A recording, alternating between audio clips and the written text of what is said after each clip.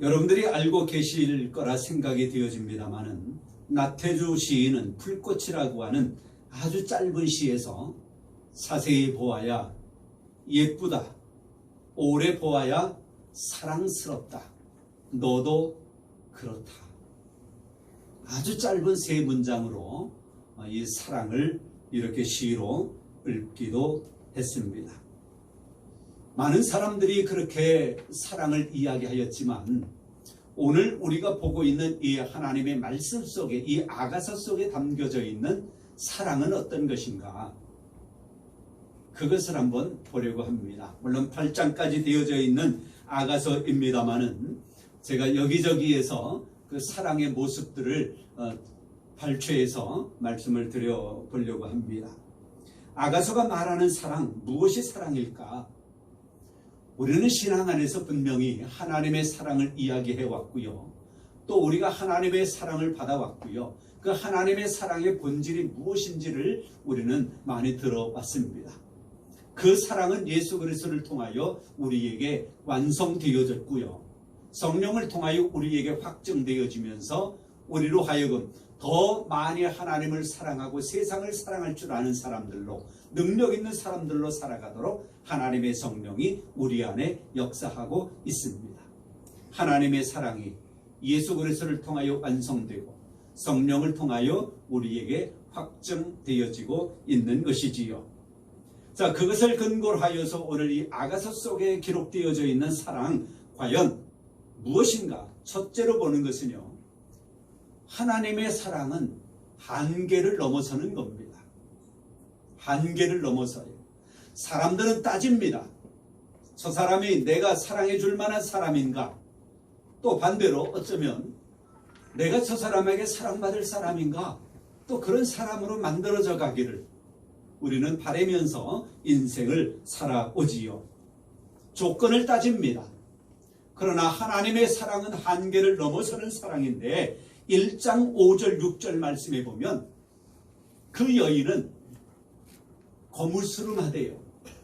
물론 거물스름한 것이 지금에 와서는 어떻게 탓할 만한 그런 피부 색깔이 아닌 것을 우리는 압니다. 그러나 성경대로 본다면 흘겨볼 만한 검은 피부라고 하는 문장이 기록되어지고 있어요. 흘겨볼 만한 검은 피부. 이것을 보면 이때 당시에 이 검은 피부라고 하는 것은 아름답다, 예쁘다, 사랑할 만한 그런 피부에서 좀 엇나가는 것 같아요. 그래서 흘겨볼 만한 검은 피부. 자, 그러나 참된 사랑은 흘겨볼 만한 검은 피부임에도 불구하고 그것을 흘겨보지 아니하고 사랑하는 사랑, 이게 참 사랑이다. 하나님의 사랑은 한계를 넘어섭니다. 이따가도 말씀드릴런지 모르겠습니다만 에베소서 1장 말씀에 보면 허물과 죄로 말미암아 죽었던 우리라 그러지요. 혹시 여러분들 기도하는 분들이 죽을 수밖에 없는 죄인 그렇게 언급하면서 기도하는 거 혹시 들어보셨나요? 혹 여러분들은 또 그렇게 기도하시나요? 저는 많은 분들에게 그렇게 기도하면 많이 지적을 해줬어요. 죽을 수밖에 없는 죄인이 아니라 죽었던 죄인이거든요. 죽은 자거든요. 그래야 다시 살지요. 죽을 수밖에 없는 거는 죽었어요, 안 죽었어요? 에베소서 2장 말씀에 허물과 죄로 말미암아 죽었던 우리를 살리셨대요. 누가? 하나님이. 무엇으로? 하나님의 사랑으로. 긍휼에 풍성하신 그 크신 사랑이라고 또 이어지는 말씀에 기록하고 있어요. 긍휼에 풍성하신 그 크신 하나님의 사랑은 한계를 넘어서는 거예요. 우리에게 아무리 허물이 많고 아무리 죄가 있다 하여도 그것을 넘어서는 하나님의 사랑, 그 사랑 때문에 우리가 이 자리에 있습니다. 할렐루야. 그래서 하나님의 참된 사랑은 한계를 넘어서는 거예요. 그 다음에 두 번째는 2장 2절 3절 말씀해 보면 가시나무 가운데 백합화, 숲풀 가운데 사과나무, 그렇게 언급돼요.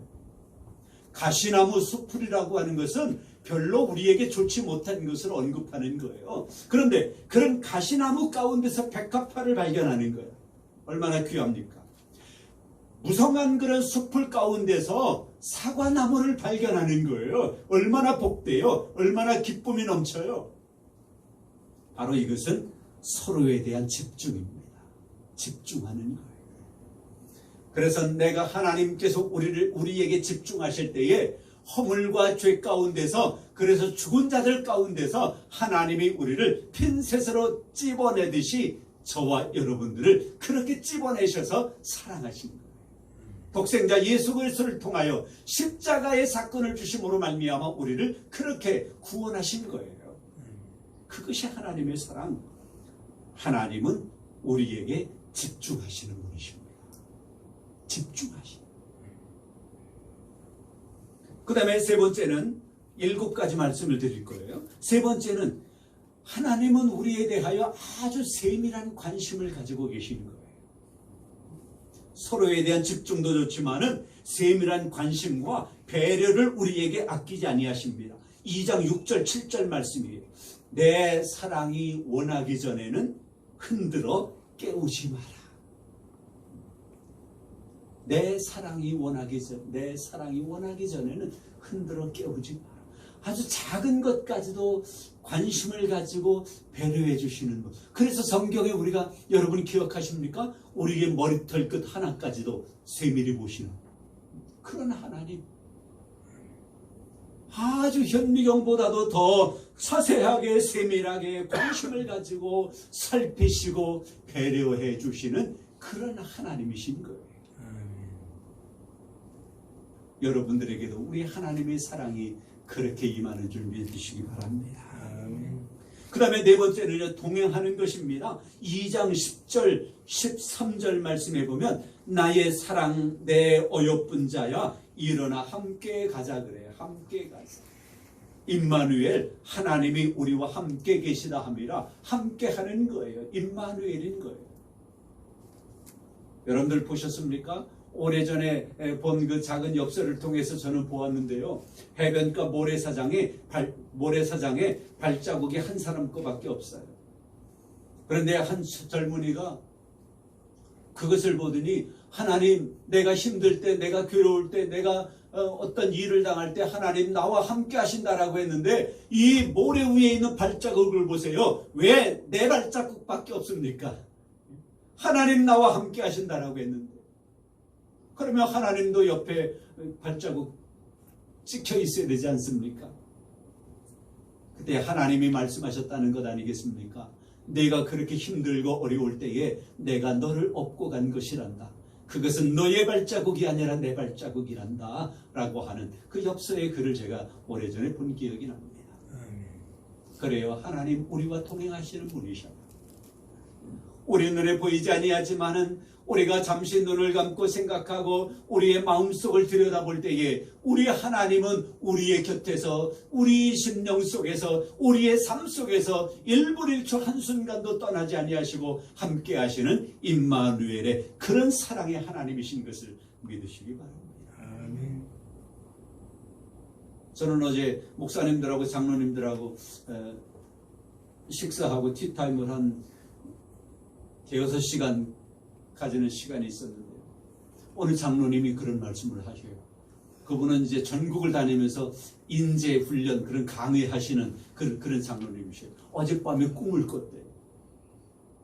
그런데 이 모임에 오는데 자기가 도착을 해보니까 그 안에 목사님들 장로님들이 모여 있는데 다 천사로 보이더래. 다 천사로 보여. 그 현장에 딱 들어오는데 그런 꿈을 꿨다는 거예요. 그러면서 하나님이 나를 여기까지 인도했노라고 그렇게 말씀을 하셔요. 꿈 이야기를 하셔요. 그래요. 그런 꿈을 우리가 꿀 수도 있어요. 우리의 삶 속에서 매 순간순간마다 우리가 하나님을 느끼고 하나님을 체험하고 하나님을 생각할 때마다 하나님이 나와 함께 하시는 것을 경험하게 될 줄 믿습니다. 분명히 우리와 함께 하시는 하나님이셔요. 우리가 힘들고 괴롭고 어려움을 당할 때에 더더욱 우리의 가까이 계시는 우리 하나님. 우리 아기들이 아파 보세요. 우리 엄마는 더 가까이 있잖아요. 그런데 아기가 건강하고 새근새근 잠을 잘 때는 쓰레기도 버리러 가고요. 설거지도 하고 그러는 거예요. 잠깐 밖에 나갔다가 들어오는 거예요. 그러나 애가 열이 39도 40도 올라가고 그냥 뭔가 보채고 울고 하면, 아프고 하면 엄마는 쓰레기 버리러 나가지도 못하는 거예요. 더 가까이 더 가까이 그 아기의 땀방울 바라보면서 그 아이의 배설물까지 다 보면서도 이 아이의 건강을 살피는 그런 배려가 어머니에게는 있는 거지요. 우리 하나님의 사랑은 우리와 함께 하시는 하나님. 여러분, 어디에서든지 때로는 어려움 당하고 힘든 일을 당할 때에 하나님은 더 가까이 나와 함께 하신다고 하는 것을 잊지 마시기를 바랍니다. 또 있습니다. 5번째는요, 서로에게 속하는 거예요. 2장 16절, 6장 3절에 그렇게 말해요. 나는 그에게 속하였고 그는 내게 속하였구나. 여기 누가 먼저 속해요? 나는 그에게 속하였고 내가 먼저 거기에 속하는 거예요. 그럴 때 그는 나에게 속하는 거예요. 내가 먼저 하는 거예요.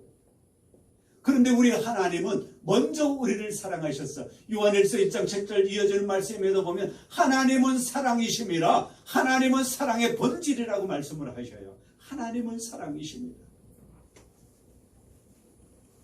하나님이 우리에게 속하셨고 먼저 우리에게 오셨잖아요.